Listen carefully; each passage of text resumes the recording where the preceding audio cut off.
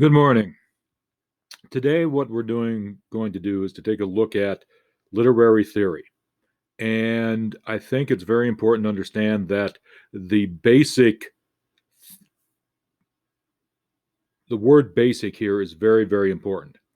And I've got a bunch of varies on the screen. I just use very a couple of times as an intensifier, even though it's a word that really shouldn't be used as much as it is. The fact of the matter is, I am not a lit theorist, and what I'm going to be doing is a very shallow view of literary theory. In fact, it's so shallow that I think you can sum it up in the cliche: when you're a hammer, everything looks like a nail. And to apply that cliche to literary theory, whatever theory you hold determines how you approach the text. So the text becomes a nail if your literary theory is a hammer. The text becomes something else if your literary theory is not a hammer. I hope that made sense. A long time ago, a guy named Abrams wrote a book called The Mirror and the Lamp. The book was about art, but I think the view within that book applies to how I'm going to be approaching literary theory for this class. One can view the work as the key element, one can view the artist as the key element, one can view the audience as the key element, and one can do the universe that produced the work and produced the artist and produced the audience as the key element. And I think as we go through this, we're going to be taking a look at which of these theories view the work as most important, which of these theories view the artist as most important. Do some of them try to weigh everything equally? So as we go, I think that that's a vision of how I'm going to approach it for this class and how I'm going to ask you to approach it for the presentation you're going to do later on. Formalism. Formalism is the one that you probably learned in high school. Formalism is the one that English teachers use in high school to pay the bills. And it's this idea of looking for diction. How are the words put together? Why is a certain word choice made here? What's the effect of that word choice? It looks for all of the lit terms, irony and paradox and metaphor and symbol. And then it will take plot and characterization and narrative technique and talk about those as well, and how all of those combine together. How well are they used? Are they obvious? Are they subtle? Uh, are they created as a shocking effect? Are they sprinkled throughout? Formalism looks for all of those things that you were taught to look for in high school, or that most students were taught to look for in high school.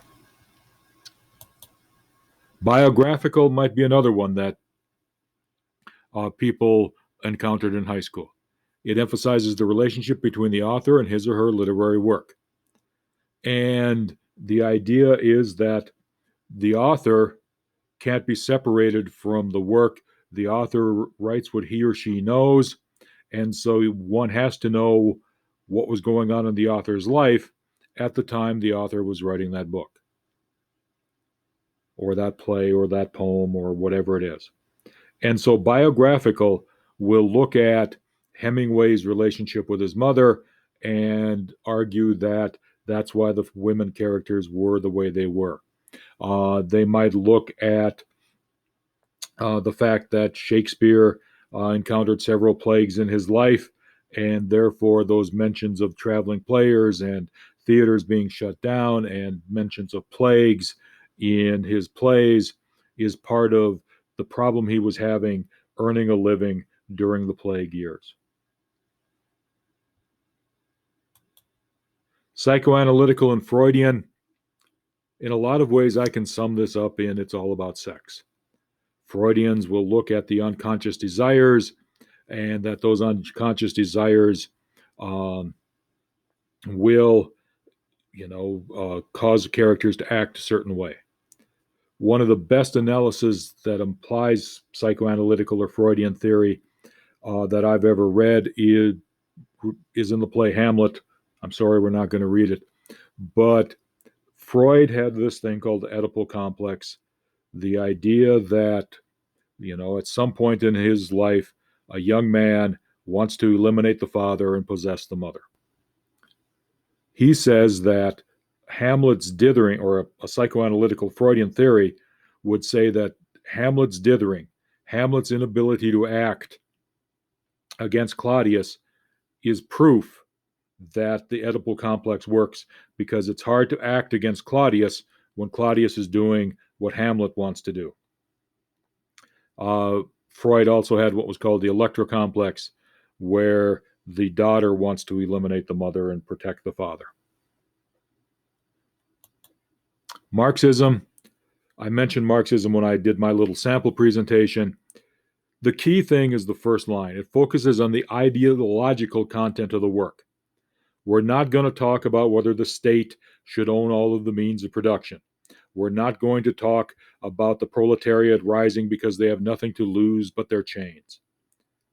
We're not talking about any of that. We are going to say, what's the ideology inherent in this work? How can we prove it from this work? And what implicit assumptions does this work make about culture, about class, about power, and especially, I think, class and wealth and power? So if one is doing a Marxist analysis, one is going to look at the relationship between the moneyed individuals, the upper class, and the lower class. And what's the relationship between the two? Are the lower class always being depicted as idiots? Is the upper class always being depicted as people who are always correct? What's the relationship? Does it celebrate the one class over the other? In other words, does it support a proletariat view, or does it support a bourgeoisie worldview? And by the way, there's a certain irony that the people on the political right who scream most about the evils of Marxism are using the tool of focusing on the ideological content of the work to make their criticisms. Literary historicism looks at the social and intellectual currents in which the author composed the work. They place the work in the context of its times, and they make connections with other literary works. So, for example, one would look at Shakespeare and one would look at Christopher Marlowe, and as a literary historicist, try to figure out why Shakespeare has persevered and Marlowe seems to have fallen by the wayside. When Marlowe was much more revered, I don't know about much more, but Marlowe was revered during his time, to the point where the people who don't believe Shakespeare wrote his plays list Marlowe as one of the potential authors of Shakespeare. Cultural criticism, as the slide says, pays particular attention to popular manifestations of social, political, and economic contexts. They use a cross-disciplinary emphasis to take works that the culture's dominant aesthetic ideology traditionally marginalizes. So there's a hunk of Marxism here. There's a chunk that says we have to look at the things that are traditionally ignored. So in addition to looking to the highbrow art, we're also going to look at comic books. We're going to look at political ads. We're going to look at other advertisements that, advertisements, excuse me, I'm not British. Other advertisements that, help sell things, but perhaps use characters or something like that. For example, the ads that have Flo selling insurance and how they seem to just keep developing new characters and new little plot lines throughout those commercials. How is that, how does that tie into, what we would commonly call literature? The post-colonial criticism, it's not going to apply to Shakespeare necessarily. Shakespeare is writing in England. England had not been colonized in a way that we could recognize it as colonial or colonized. England was not to the point where it was actually creating colonies on the African continent, or certainly not to the point where it was enforcing British rule and British culture. These are works, for example, Things Fall Apart, a novel written during the 1940s, set in Africa, written by an African, taking a look at the effects of colonization, British colonization, on an African culture. It's those sorts of things that post colonial will be looking at. It won't apply here. Feminist, it's looking for how are the women, images of women reflect the patriarchal social forces that impede women's efforts to achieve full equality. We've already talked about that in Julius Caesar. We talk about how Portia is buying into the idea that because she's a woman, she doesn't have the strength to deal with or to have constancy. We'll use the term from the play. She doesn't have constancy unless she uses the man's might or the man's tools, the feeling of physical pain and things like that. Sometimes it's just a numbers game. How many women are there? Sometimes it's a ideological game. Do the women seem happy being in a subservient role? Sometimes it's going to draw a fine line between influence and power, and are women shown as being content with having mere influence? So the feminist view of things is it's going to analyze for how the patriarchal social forces have impeded women's efforts. And I think in a lot of ways, Marxism is its ideology, and looks at how class impedes efforts to achieve equality. This is going to look at patriarchal forces. Reader response. In a lot of ways, reader response is something that I struggle with. It doesn't attempt to define what a work means on the page, but rather what it does to an informed reader, a reader who understands the language and conventions used in a given work. At some level, I don't have a problem with that. I'm 63. I'm going to read Shakespeare differently than you are just because I'm older. I'm also going to read some of these plays differently than you because I am reading them for the 10th or 20th time. You are going to read them differently from me because they're brand new to you. All right? However, what reader response sometimes does is it allows any reading to be given equal weight with any other reading. And I think that's a little problematic. I think that at some point, somebody who is an expert in Shakespeare is going to be reading a different Shakespeare than somebody who is encountering it for the first time. And so I want people to always be able in class to give their opinion, to tell me what it means.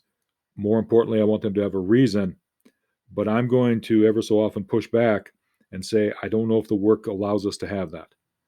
Reader response, I think, has a lot of good going for it. I do think it sometimes attempts to become too inclusive and to allow readings that a work just doesn't support. To go back to the very beginning, obviously, reader response reflects the reader as a priority. Archetypal looks for underlying recurring patterns in literature. I sometimes mix the term archetypal and mythological. The idea behind archetypal is that it's going to look for the patterns that one sees time and time again across cultures. For example, in A Hero's Journey, there's a descent into darkness. How is there a descent into darkness here?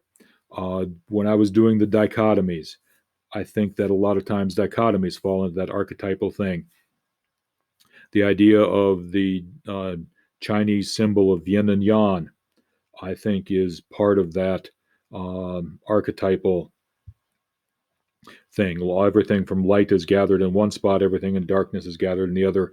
You have almost an ideal dichotomy there.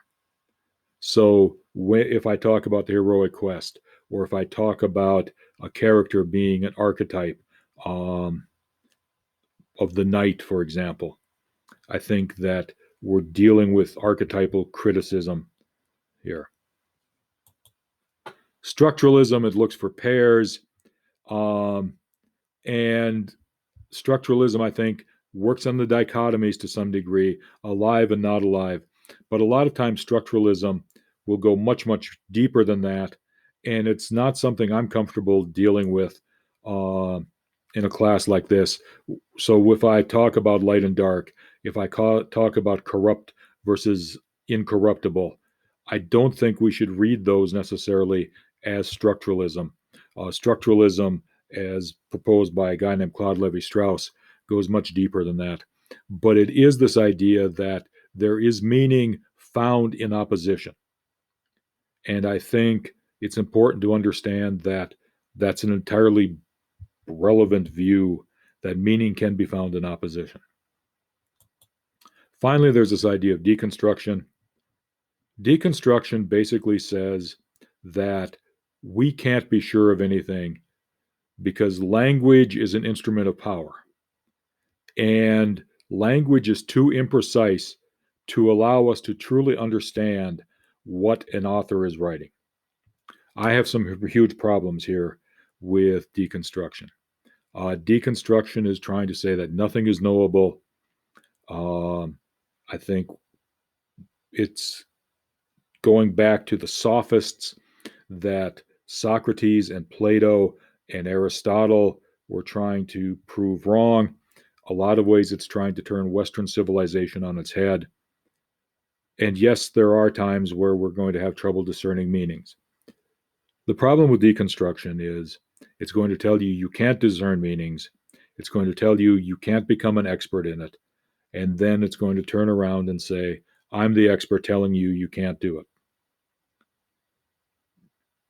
As you can tell, this isn't my field or my favorite theory. People who like this theory might say I'm flattening it out way too much. That becomes a problem. Also, I think it's safe to say that deconstruction a lot of times will try to find in a footnote or try to find in some other way meaning that the text itself maybe can't support. It tries to find a string to pull it apart, and it doesn't care where it finds that string. Okay, this is a very quick overview. Check the description for the daily writing because I forgot to add one here. So check the description for the daily writing, and I hope to see you in class on Wednesday.